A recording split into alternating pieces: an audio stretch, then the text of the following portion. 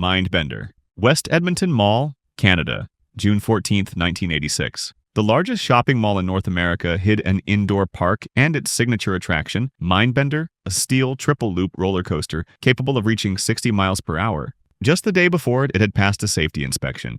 On the evening of June 14th, Rod Chico and 3 friends sat in the last car. The lift hill and the first 2 loops went smoothly.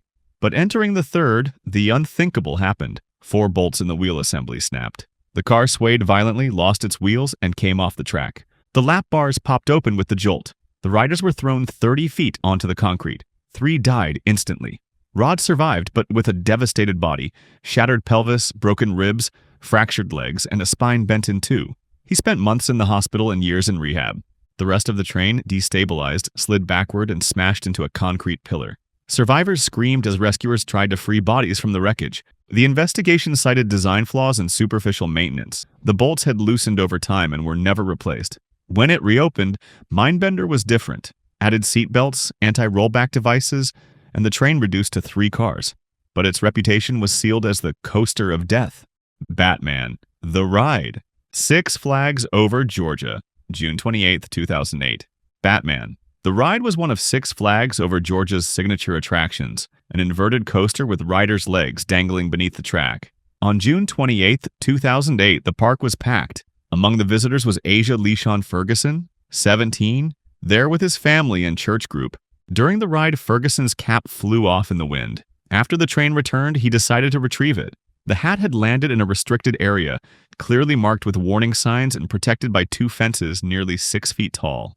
Ignoring the warnings, Ferguson climbed both barriers and entered the maintenance zone beneath the track. While he searched the ground, a train thundered through at about 50 miles per hour.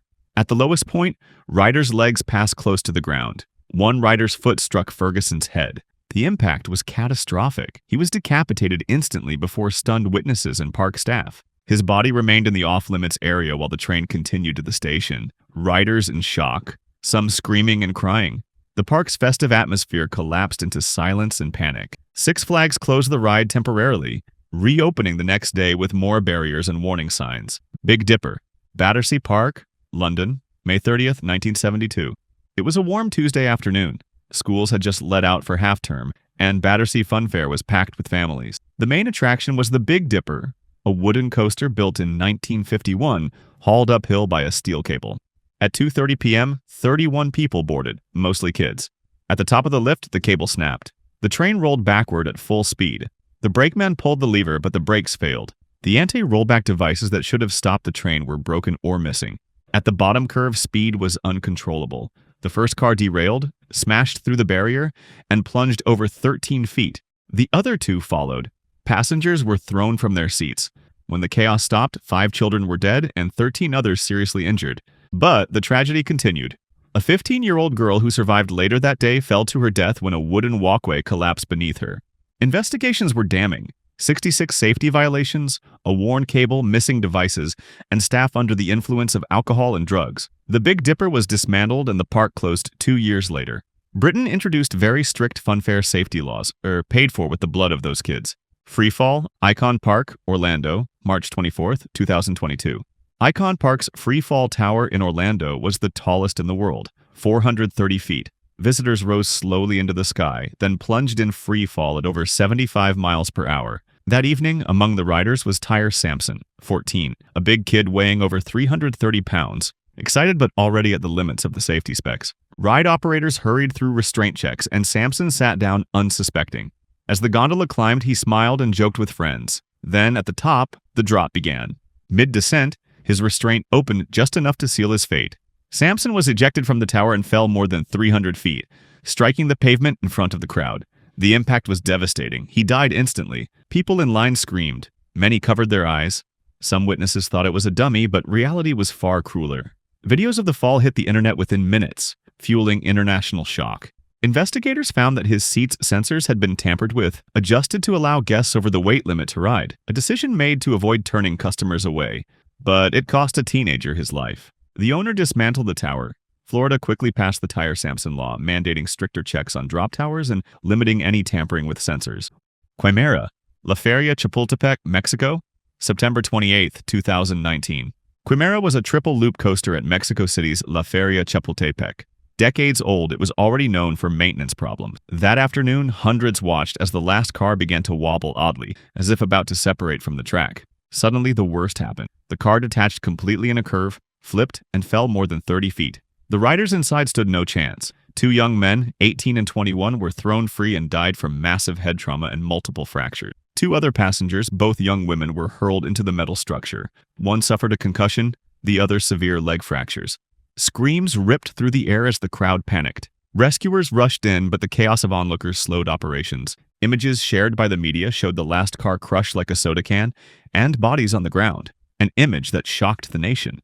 The investigation determined the car's axle failed from metal fatigue that inspections never caught. Records confirmed years of skipped scheduled maintenance. Mexico City authorities immediately revoked the park's license and shut it down. Over the following months, La Feria Chapultepec was dismantled piece by piece. Fujin Raijin II. Expoland, Osaka, May 5, 2007. Osaka's Expoland was packed for Golden Week, one of Japan's busiest holiday periods. Among the most popular rides was Fujin Raijin II, a stand-up coaster where passengers ride upright, held only by a harness and shoulder pads. 22 people boarded, ready for a rush of adrenaline. The run started normally with shouts and laughter, but about 130 feet up, a loud metallic crack split the air. A wheel axle fractured from metal fatigue. The second car derailed, tilting riders to the side as speed built. Among them was Yoshino Kokawara, a 19-year-old college student. She had no chance. She was violently thrown from the restraints and crushed against a steel barrier, dying instantly from head trauma. Witnesses said her body lay motionless beside the track while riders screamed. Another 19 passengers were injured. Broken legs and arms, internal injuries, concussions. Rescuers had to free them one by one from the tilted car in a chaotic scene of sirens, panic, and cries.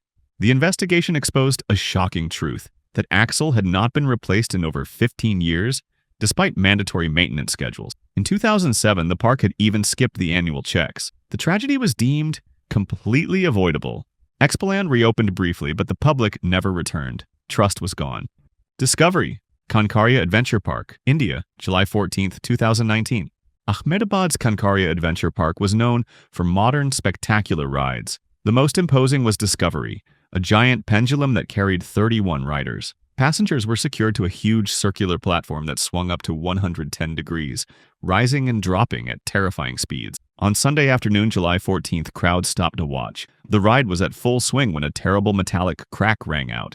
The pendulum's main joint suddenly failed. In an instant, the entire disc with passengers lost support and crashed onto the platform below. The impact was devastating. 2 young people died on the spot, crushed by twisted metal. Another 27 passengers were injured, many with multiple fractures, spinal injuries, and head trauma. The scene was apocalyptic. Screams, blood, bodies on the ground, parents running frantically through the wreckage. First responders arrived quickly, but there were so many injured that ambulances had to make multiple trips. The investigation revealed a shocking reality. The joint's welds were defective and had never undergone proper structural testing. Maintenance had been superficial, limited to visual checks. Authorities called the incident criminal negligence. The park's operators were arrested and charged with culpable homicide. The ride was dismantled, but the image of the broken disc and the riders crushed beneath it remained one of the most dramatic disasters in India's amusement park history. New Texas Giant. Six Flags Over Texas, July 19, 2013. The New Texas Giant was one of the world's most imposing hybrid coasters, a wooden track reinforced with steel, hitting 65 miles per hour. For many, it was Six Flags Over Texas's signature ride. That day, Rosa Ayala Gowana, 52, boarded with her family. Before departure, she told staff her restraint didn't feel properly closed, but the train was dispatched anyway, amid passenger screams. On the first big drop, tragedy struck. Rosa was thrown from her seat. Her body flew through the air for about 65 feet, slammed onto a nearby roof, then rolled to the ground. She died instantly in front of her daughter and other riders who watched in terror. The rest of the train finished the course, but the survivors' faces told the horror of what had happened. Investigators determined the restraint had not closed properly due to a lack of reliable verification protocols. Even though Rosa raised the issue, no one stopped the ride to recheck. The incident exposed structural shortcomings. Restraints weren't designed to accommodate all body types, and there were no supplemental seatbelts. The ride remained closed for months. When it reopened, Six Flags added additional lap belts, stricter procedures, and rigorous checks to verify restraint closure before every run. Roaring Rapids, Six Flags Over Texas, March 21st, 1999. Roaring Rapids was one of Six Flags Over Texas's most beloved attractions, a water ride where 12-seat rafts simulated raging rapids. Families and friends boarded expecting wet fun, not danger. That day, one group took their places, ready for the ride. Mid-course, the unexpected happened. The raft struck a submerged obstacle, lost stability, and flipped. In seconds, riders were underwater, trapped by their seatbelts. Many managed to free themselves and surface amid screams and panic. But a young woman remained pinned under the raft. Her belt wouldn't release. Water filled her lungs, and despite desperate efforts by other passengers and staff, she drowned in front of everyone. 10 more riders were injured, some with head trauma and contusions, others in shock from the experience. It was chaos. Rescuers trying to right the raft, witnesses in tears, injured passengers carried away on stretchers. Investigations exposed ride flaws, inadequate buoyancy systems, no quick-release belts, and insufficient emergency procedures. Despite the tragedy, Roaring Rapids wasn't dismantled. It underwent minor modifications and reopened, leaving many with the sense the lesson hadn't truly been learned. Big Thunder Mountain Railroad, Disneyland, Anaheim, September 5th, 2003. Big Thunder Mountain Railroad was one of Disneyland's iconic rides, a mine train journey through sculpted Red Rock Canyon. Hundreds of families considered it thrilling yet safe, perfect for all ages. But on September 5th, 2003, that certainty vanished. That day, Marcelo Torres, 22, boarded with friends. At first, the ride was normal, but shortly after departure, inside a tunnel, the unthinkable happened. The decorative locomotive at the front lost a wheel assembly. The loco derailed, and the following cars slammed into it. Passengers were thrown forward violently. Marcelo, sitting in the first car behind the locomotive, took the brunt. He suffered catastrophic internal injuries and died instantly. Dust and screams filled the tunnel. Another 10 passengers were injured, some with multiple fractures, others with concussions and deep cuts. Rescuers worked in difficult conditions amid twisted metal and an unstable structure. The investigation revealed shocking negligence. 2 critical bolts had never been properly tightened during maintenance. Ignored for months, that defect caused the fatal derailment. The ride stayed closed for months. When it reopened, maintenance procedures were overhauled with daily inspections and stricter checks.